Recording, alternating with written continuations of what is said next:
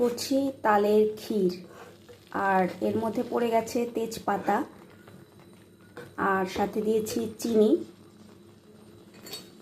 এখন পড়বে কিছুটা দুধ।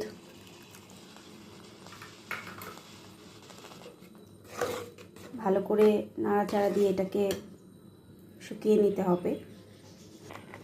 আর পড়ছে নারকেল কোড়ানো, যেটা সব থেকে মেন।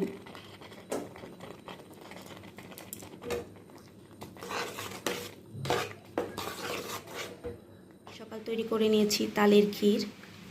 এটা ভালো লাগে সব থেকে চিতই পিঠে কিংবা সরা পিঠে, যে যাই বলো, বা ছিটে পিঠে।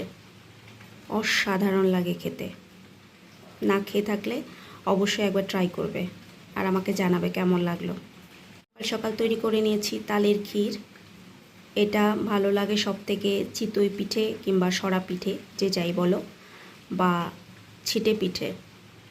অসাধারণ লাগে খেতে।